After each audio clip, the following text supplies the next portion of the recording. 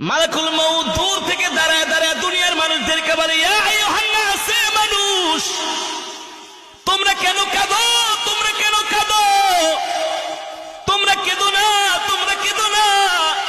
আল্লাহর ইজ্জতের কসম, আল্লাহ তাআলা যতদিন তার হায়াতের জিন্দেগি দিয়েছিল ততদিন সে বেঁচে ছিল।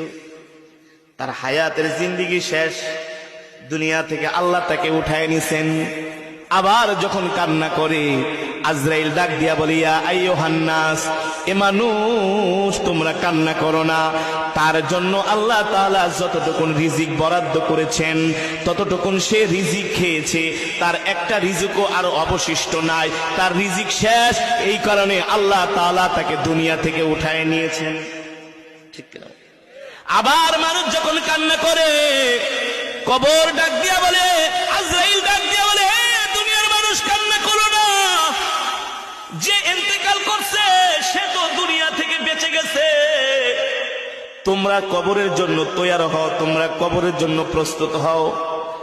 সাহাবীরা জিজ্ঞেস করলেন, গো আল্লাহর নবী, তাহলে আমরা আজরাইলের মালাকুল মউত ফেরেশতার এই কথা শুনতে পাই না কেন?